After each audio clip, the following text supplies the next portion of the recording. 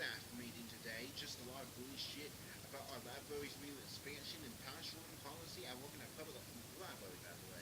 Then a co-worker brings up that a little kid has been having accidents in the children's department and sort of having the tours in secret places.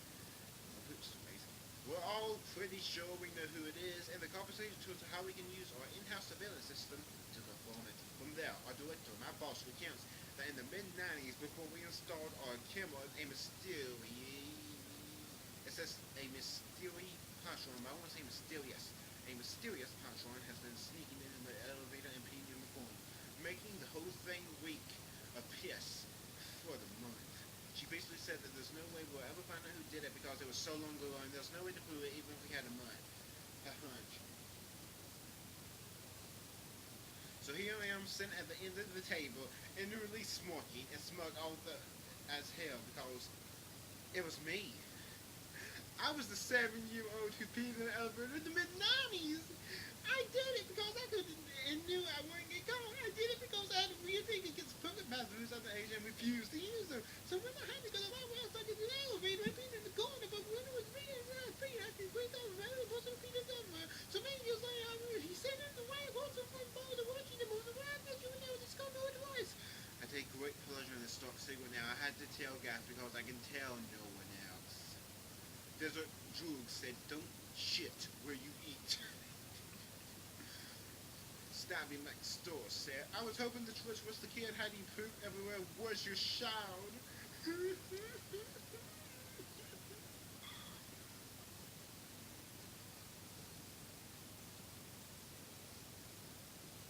Zero Trolls said the piss bandit has now become the poop detective. So a thread titled some seriously freaky stuff is happening in my apartment.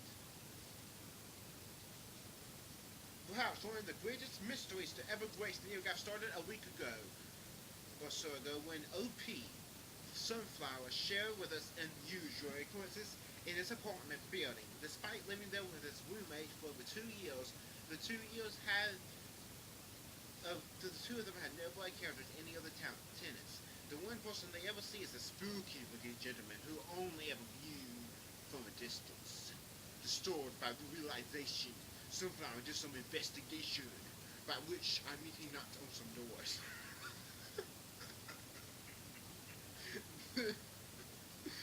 That's a really good investigation.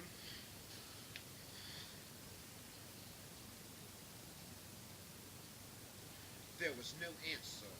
Asking a maintenance worker about his experience revealed that every apartment he'd been in had a identical layout with the same furniture. Quote, alright, I got her to spill the beans. The maintenance dude does go in there every 6 months to change the elevator, but actually does an inspection, etc., as well as make sure there's no pets that haven't been accounted for, etc. And he said every single apartment that has the same furniture and the same configuration, he mentioned it to the ones they said it was weird but didn't care. So what the shit? A most curious revelation made even curiouser when an interrogation with the complex's main office decisions that different families rented out each unit. This was the beginning to appear quite sinister. So what mysteries do the apartment complex hold? Drug dealers, murderers, ghosts, murderous, drug dealing ghosts. It's been almost becoming. Oh man, I'm talking so much about that. Becoming frustrated by the lack of development, Sunflower decided to order a pizza for his neighbor. Convinced that nobody would turn down a mysterious pizza after our loss. Again, there was no answer, and Sunflower was left to eat the pizza himself. Wow, that's so bad, having a whole pizza for yourself. I wish I was that unlucky. A pizza whose only toppings were failure and confusion. So, but then the case broke wide open! Sunflower again spoke with his maintenance man and finally received the answer he was looking for. The worst, shameful answers. Quote, alright, so after talking to the maintenance dude and his girlfriend is one of the office dipsies who he called an expert with, there's more to this. Long story short, it's reserved because the person in charge of this particular company is one of those people in charge of what's called the green door. And guess what? It's a shringer's den. So with a bit of instructions, it ends up like this. Dude is in charge of the apartment, sets it inside almost the whole building, myself excluded, shortly after taking over the apartments so they can have an entire fuck building. However, they can't evict me for no reason, nor is there a huge deal for them since I'm apparently a modern tenant, always found out, never to know what do they expect. I'm a door who plays video games. From the beginning,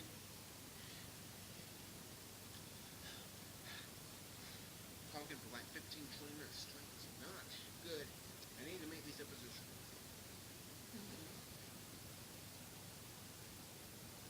Or the maintenance man girlfriend tells me the idea was that it was to be a shringer's paradise once a month, but after the person in charge is a pretty head dude, and even though he had like 11 apartments open for some grand papa, not very mean people come out because even by shringer standards, he's a creepy dude I've ever seen the manager, so I can say for sure, but yeah.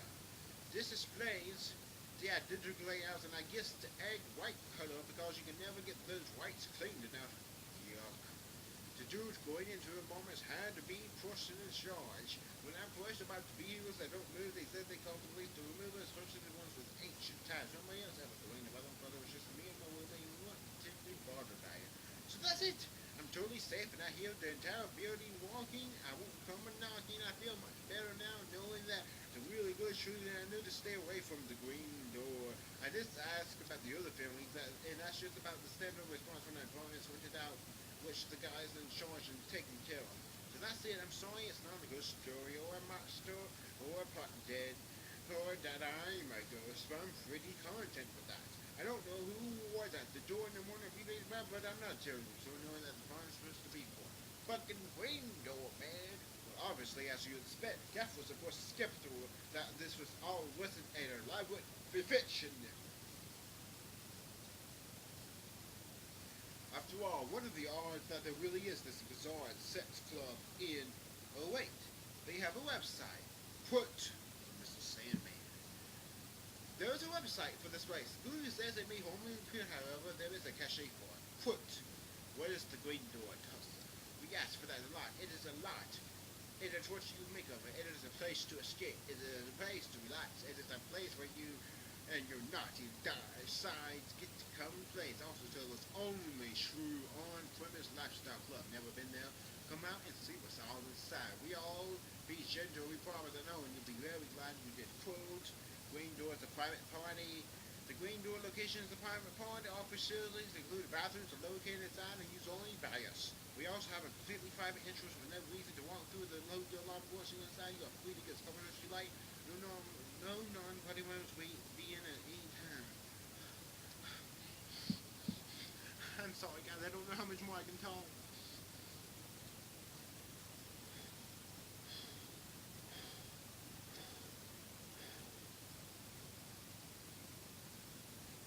What are the parties like? Well, that's a hard one to answer, as each party can have a totally different vibe. Sometimes things are more relaxed than everyone just hangs out and talk. Sometimes there are... Okay, there's no reason to read these rules, so it's just... And most delightful twist indeed. Back to the narrator. The narrator is Lionel Mentoy, by the way. And most delightful twist indeed, but perhaps this isn't the end of the story.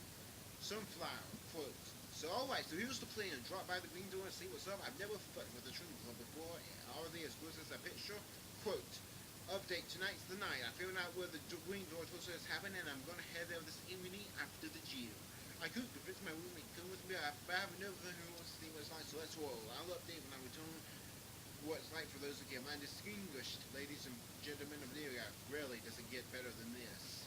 So what's to happen next? Will Sunflower return and escape from as a candle with the sex crazy shingles? Considering Julie for the whole know they are drilling that point of diversion. Will people finally admit that wide-eyed shut was a disappointment? Let's find out.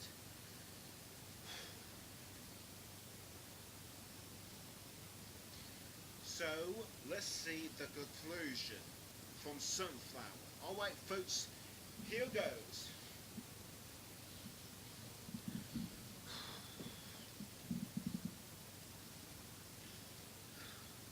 I got there last night after the gym in the shower because because hell, I wanted to at least look presentable. Went up to the special entrance of the. I hesitate to call it a hotel because even though it's still a story, that's one of those cookie covers Robert type hotels that's in every big city. It took some time to find the entrance, but all I had to do was follow the covers. I couldn't keep their hands off each other. Kind of sad, but between this and the following my nose, I located it, and this poor little dude, an enthusiastic good dude, young girl, were manning the door. And I've been talking a lot. I'm getting a little bit of stuff now. I need to do these in parts. Spend like 2 minutes at a time, and another thing 10 minutes. They wouldn't let me in. They kept telling me there was not a good male to female ratio, and that once that more males left, they let me spend $60 to get in. So generous. They'll take my money later. So, you know, I'm kind of expected that, and I knew we weren't like, oh no, you're too ugly, you know, so I was kind of just hung out at the door with them and struck up a conversation about it, and ended up telling them most of the whole story. I didn't tell them about the fuck feeling / creepy dude, but I did tell them that this is my first time out here, no clue what to expect, and they were super nice, and we talked back and forth for quite some time, like 45 minutes or so, as I waited. Eventually 2 dudes and 1 left, so they let me in. The guy in the thread who described it as normal, maybe just domestic boobies, was right on. Maybe people were all pretty polite, respectful, and I didn't get much old man Reno showing, so I kind of just went in the room to try to see what's up. Some people zeroed in on me and asked me if I wanted to play, and I knew I did not want to play with them. Nope, but lucky for me, for that's when I heard some escalated voices and such. You know, when something goes down in public places, you don't know what. This was happening, so I had it out. And the people in front of me smelled like that video I got leaked on the other day. Fuck you, so I stood out to see what the commercial was. Someone was acting a fool apparently and wasn't respecting a no means no thing, which was a pretty big thing for the rules. The little old guy at the door, who we shall call Skip, not his real name apparently, was upset and yelling at this like 50-year-old dude who was one of these corporate style glitties who was there with his wife, and they were both raising a ruckus. They were being treated unfair, and what they do is what they do every week, and nobody has a problem with it. Kind of bullshit. Bummed me out to see Skip get shit on like that by this guy who was bigger than him, and I could tell he was intimidated, so I got mad flint. I kind of wanted to leave anyway, and when I saw someone who was generally a nice person that talked to me again and threatened, the dude's bottom finger was out of Dick Central, not literally no dogs. I just bellowed. Keep in mind I'm a huge dude at 6'7". Bellowing is what I do. That's time for him to leave and put him in the messiest kind of bill hug and water his ass out the front door with a skull winging little fist on my back that did nothing else. So I watered his ass to the foot, stood outside the door with Skip and the girl wanting the POS with them point of sale. Not a piece of shit. I didn't even think piece of shit. I didn't think point of sale. I don't know. I was thinking like pizza operating system. And stayed there while the dude left off some steam and they left. And that's how I ended up taking a 1-night-a-week job as their security. I'll be there it'll be $200 for about 6 hours of work. I'll be back next week. Come home richer than when I left, and they gave me back my $60, and I didn't participate in any of the kind of shenanigans I wasn't into in the first place. So that's the story. Now I work for security, and they say they never have situations like this, and it's unique, but Skip is like 5'2", and I couldn't throw someone out if he tried, unless he wanted to spend time at the gym. After they said I should go do this every week, I ended up talking to the guy who wanted it briefly. He had other things, who okayed it. All in all, pretty good night, and I supplemented my usual income moonlighting at security for a Shringlers Club, and that's probably the end of the story. Thanks for sticking with me through the end. So this will probably be this story itself will probably be its own episode since it's so long. If you like this video, then please subscribe, and thanks for watching. New NeoGAF news episodes of both gaming and off-topic each month, and I make all kinds of other videos, so check them out.